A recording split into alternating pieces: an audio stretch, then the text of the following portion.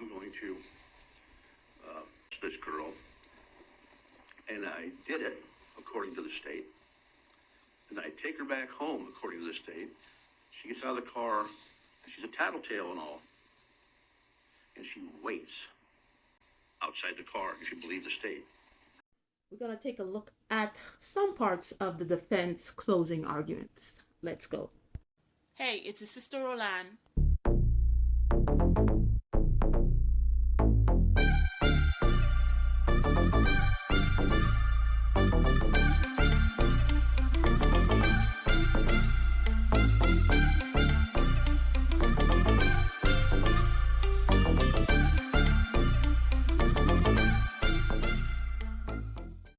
All I need is a few minutes. Before I begin, the defense lawyer, it's like every time I watch the court proceedings, he's always sitting down. Did he ever get up? Please, somebody tell me. And then Dinkins with those two ponytails, because I wanted to say that. I think I forgot to say that in my last two videos. He had these two ponytails trying to garner sympathy, like, how could somebody, this big old teddy bear, how could he ever do something like this to a 10-year-old? Because he looked like a teddy bear. And in a sense, he want to come off like he's retarded, like he's not all there. So somebody like him could never do something like this. Sure. So it's just a tactic. I don't know if he came up with it or the defense, but it's just like a tactic to garner sympathy, because you know he looked kind of scary before, but with the two ponytails, it's kind of giving an innocent look if you want to get bamboozled. Anyway, with that part where he said, the defense lawyer said, I don't even know his name, don't care anyway, where he said that, supposedly the state says that Dinkins took this little girl and, did things to her that was not supposed to be done. And Andrea had saw her just standing by the car. And he was like, oh, everybody says she's a tattletale. Why is she just standing by the car? Why she didn't run inside and go tell? Because she's a tattletale.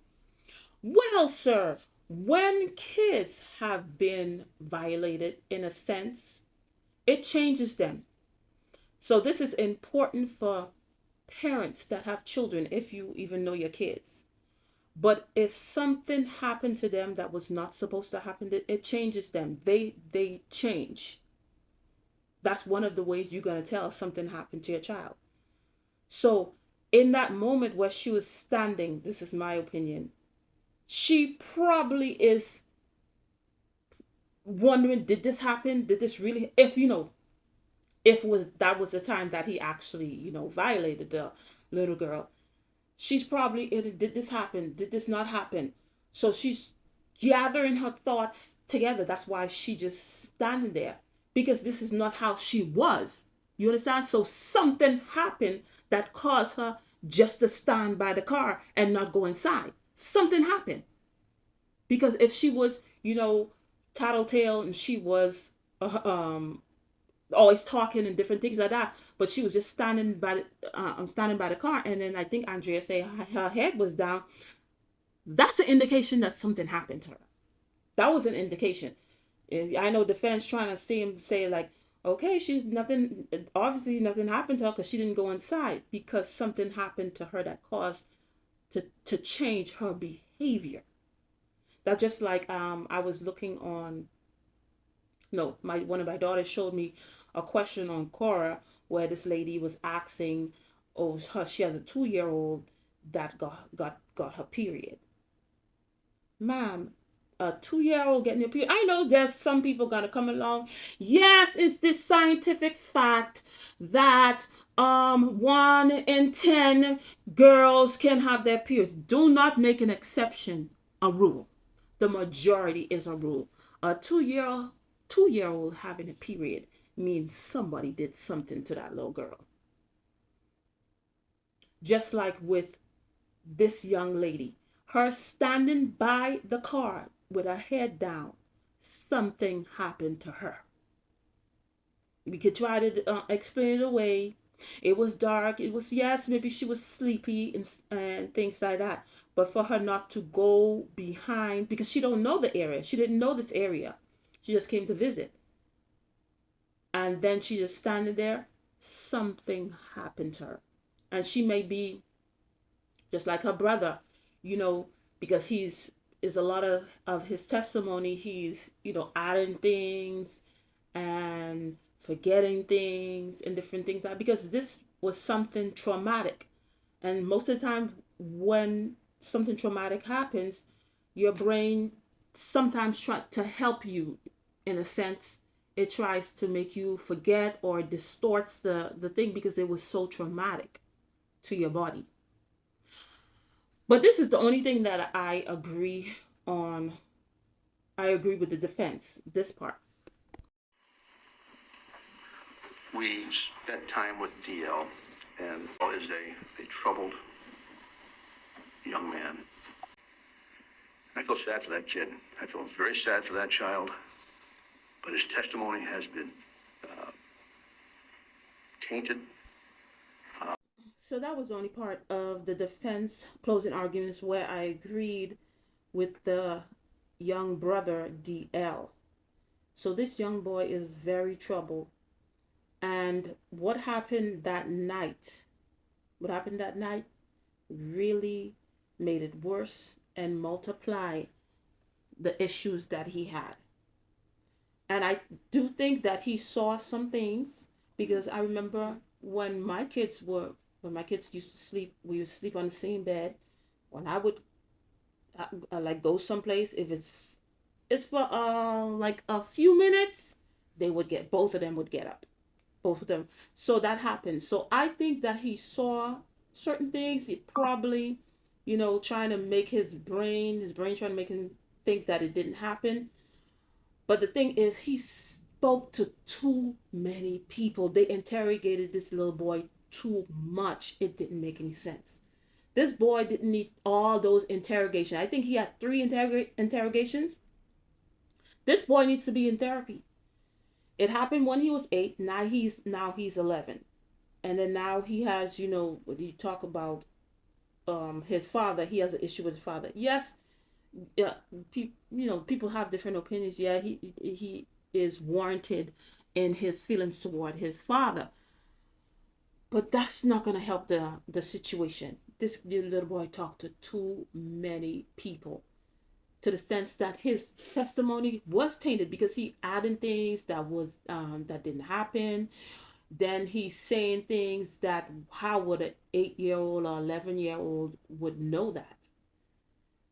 So I yes, okay, when the thing happened, they interrogated him that first time and whatever. And I think they were supposed to get somebody particularly to interrogate an 8-year old. Because I think the lady had worked for the police station that interrogated him. But I mean, get a specialist. But this little boy is gonna need a lot of therapy. And then the best therapist ever, if he ever is going to have a productive and successful life. Because for this to happen, your dad to be involved in some way of taking out your younger sister, he's going to need a lot of therapy. And then because it looked like he's all up in this case, like even before, like in my video before, he they didn't even wait for the police to call him. He was already out there stating it didn't make any sense. A child's supposed to stay in a child's place. This child was never in a child's place. That is the problem. That is the main problem. Especially in particular when the grandma said no, Breasia couldn't go, and then he's like, let's go, Breasia. He was never in a child's place. So when a child is not in a child's place, they are not protected as children, and that's why these kids' lives are like this. Not sure how the 13-year-old is managing this, but this little boy is gonna, if he's ever gonna have a productive and successful life, he's gonna need a lot of therapy. And I don't know where the finances of the mom is, because let's be honest, This man preyed on this young girl because she was young. She was 18, 19 years old. She had two kids under the age of 5. So he saw an opportunity. And then what he did, give her a third one. So she's young, like 20, 21, with 3 young kids under the age of 5. He preyed upon her. So now she has 3 kids. I don't know exactly her educational level, but this young boy is gonna have to be. He's gonna need a very, very good therapist, psychologist, all of that. I feel sorry for this little boy. I mean, this young lady Aisha, she already lost a child. Don't lose another child. Don't lose a second child. Do what you have to do. Make the sacrifices, because when we have kids, that's what we're supposed to do. Make sacrifices. That's why if you're not ready to make sacrifices, you should not be doing activities that bring children into this world. So this young lady was not protected. That's why she is not here, because when you look at everything that happened, she was not protected. But you still have 2 kids left behind. Do what you have to do so these kids could have some type of a life, productive life, successful life, healthy life. Yes, you may have started, your beginning was shaky and, not good. But your life don't have to end that way. Your children's life don't have to end that way. Because sometimes the sins of the father visit the children. But if you are doing something, if you are working proactively so that it doesn't happen, it won't happen to you. You won't see those fruits come into your children's lives. I pray that this young lady gets justice and this man never ever see the light of day. And then they put him someplace special where, people who like to do stuff to little kids, hopefully you end up there. Because you could try to explain whatever. Oh, he didn't see what he took out the closet. Of course he was trying to hide it. He didn't want anybody to see it. And I know that's the defense job. He's supposed to raise reasonable doubt. But all the reasonable doubt you're trying to raise, if you really look at it logically, you still can't explain it away. Anyway, that's all I had to say about the situation. Thank you for watching, and I'll see you in another video. Bye.